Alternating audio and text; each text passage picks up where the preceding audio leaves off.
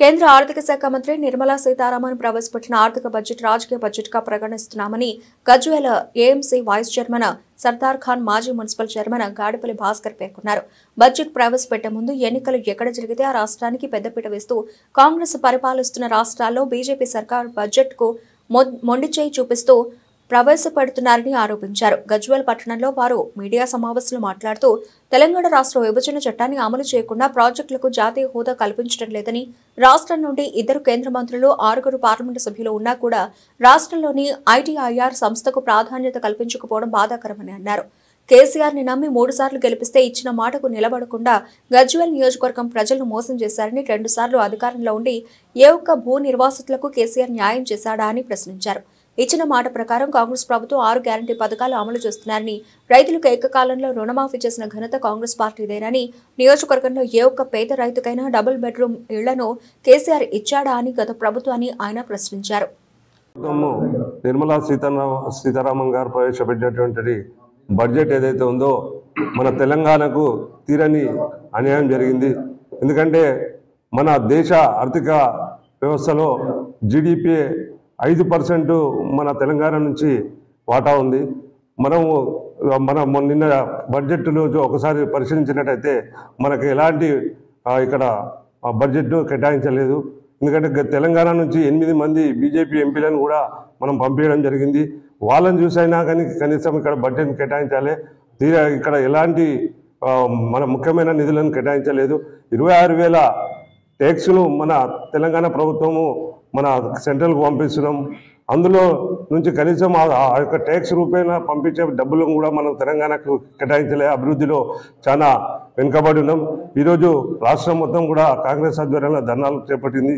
ఈ బడ్జెట్ మనకు అన్యాయం జరిగినందుకు రాబో కాలంలో మనకు చాలా డెవలప్మెంట్ మీద ఈ బడ్జెట్ ఏదైతే ఉందో మన తెలంగాణ వెనుకబడే విధంగా ఉంది. దానికి ప్రతి ఒక్కరు కూడా నిరసన తెలియజేస్తున్నారు. ఈరోజు తెలంగాణ ప్రజలందరూ కూడా ఈరోజు చూసినట్టయితే రేవంత్ రెడ్డి గారి ప్రభుత్వం ఎంతో అభివృద్ధి పదంలో ముందుకు తీసుకువెళ్తున్నది. 6 గ్యారంటీలను నిన్న నుంచి మొన్ననే 26 రోజు మనం ఒక లాంచింగ్ చేయడం జరిగింది.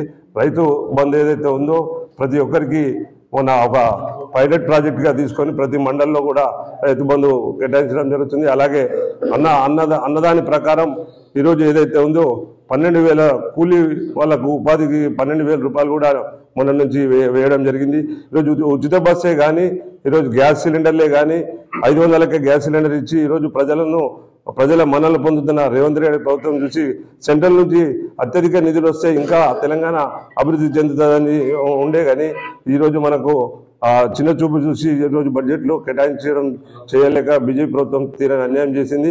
నిన్నటి కేంద్ర బడ్జెట్ పరిశీలిస్తే పూర్తిగా అది రాజకీయ బడ్జెట్గానే ఉంది.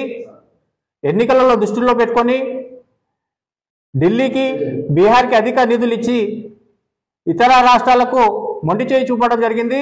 మరీ ముఖ్యంగా కాంగ్రెస్ పాలిత రాష్ట్రాలకు పూర్తిగా అన్యాయం చేయడం జరిగింది. సవతి తల్లి ప్రేమ చూపెట్టింది కేంద్ర బడ్జెట్లో.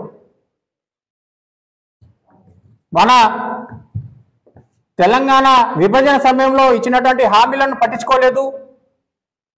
అలాగే ప్రాజెక్టులకు కూడా జాతీయ హోదా ఇవ్వడంలో నిర్లక్ష్యం వహిస్తుంది. బయ్యారం కోచ్ ఫ్యాక్టరీ కానీ, ఐఏఎం లాంటి విద్యా సంస్థలను స్థాపించడంలో కూడా నిర్లక్ష్యం వహించింది.